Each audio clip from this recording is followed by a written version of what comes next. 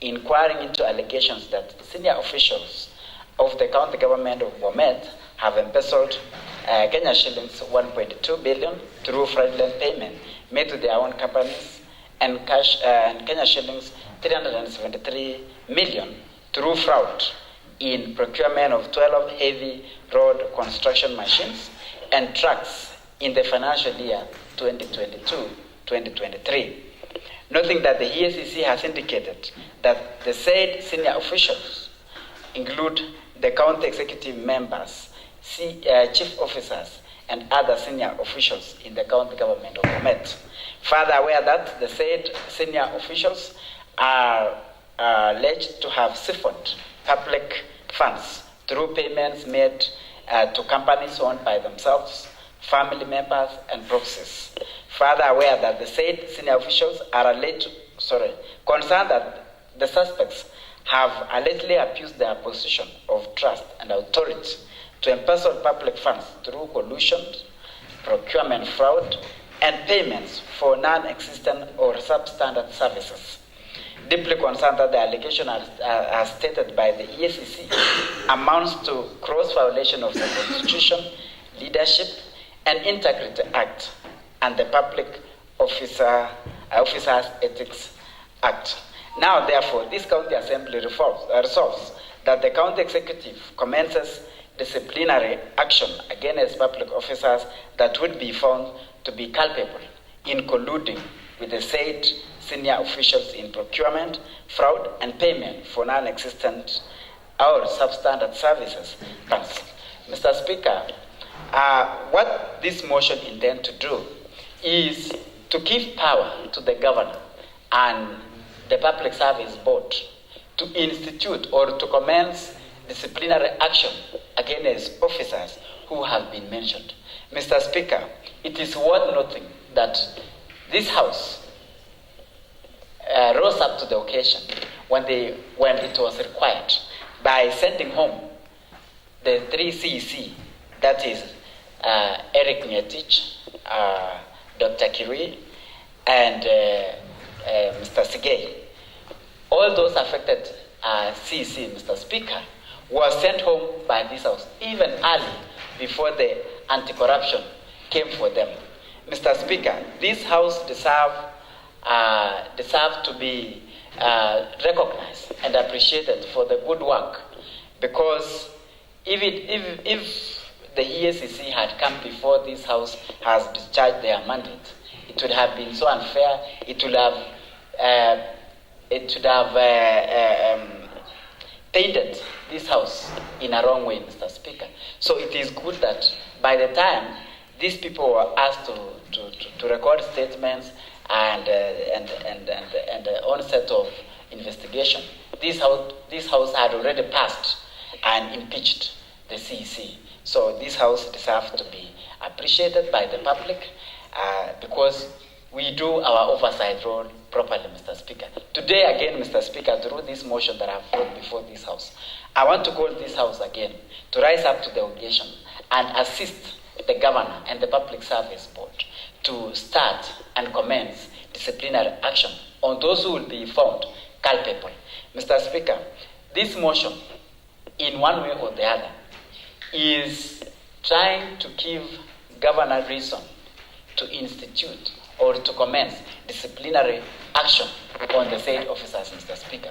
For the people of BOMET to lose 1.2 billion plus the 373 million for the heavy machines, Mr. Speaker, there must have been those junior officers who colluded, who were in charge of putting together the falsehood that we are seeing in this investigation, Mr. Speaker. So I want to ask this House together again at this point so that we rise up and be counted on this time when the BOMET people are looking out for people who can stand with them in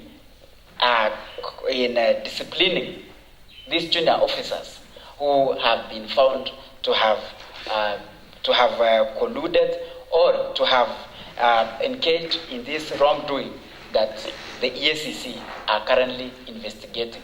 Mr. Speaker, without much ado, Let me ask Honorable Chang Mori to second this motion. Thank you very much, Mr. Speaker. Thank you, Honorable Speaker. I second the motion.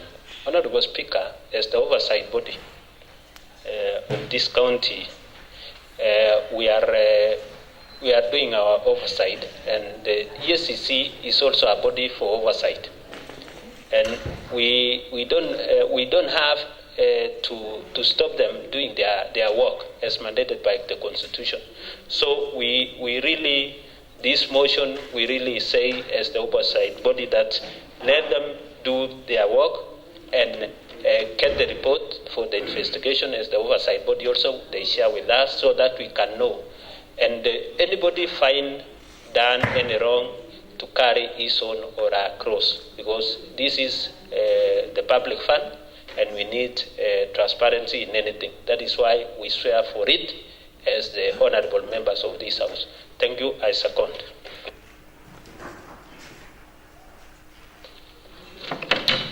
Honorable Speaker, I would like to move an amendment to this motion. Thank you, Honorable Speaker. Kindly proceed. Pursuant to Standing Order number 61. Mr. Speaker, point of order. Mr. Speaker, I don't know whether Honorable Victor is in order to bring amendment before you put the question for the debate so that you can allow him to amend the motion. Thank you very much, Mr. Speaker.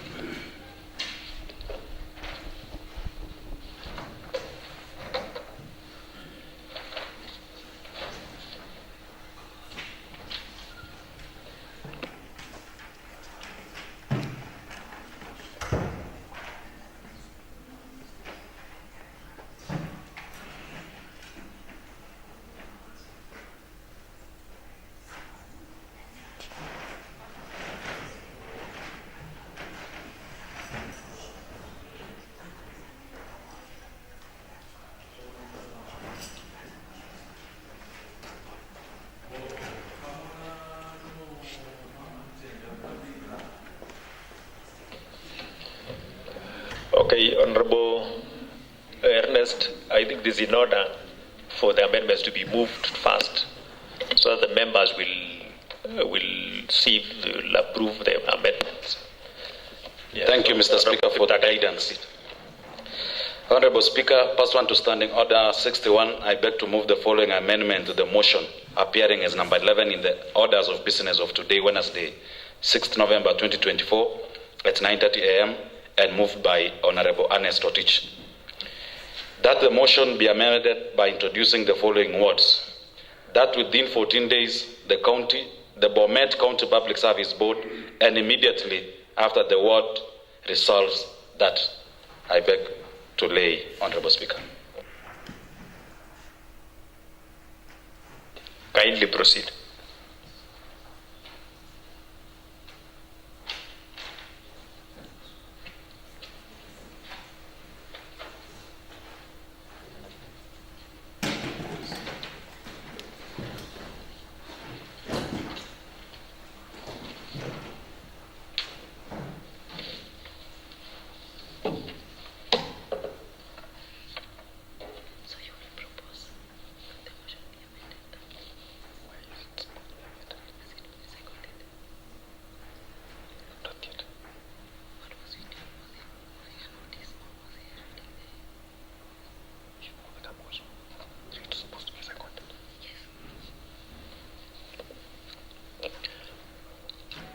Honorable Victor, the motion was not seconded. So kindly ask the seconder to second the motion. Thank you, Honorable Speaker. Owing that this is my first time doing amendment, Mr. Speaker, I beg your pardon. I would also like Honorable Denise to second. I second. Okay, thank you. I now propose the motion that pursuant to Standing Order number 61, I now propose the motion that The motion be amended by introducing the following words: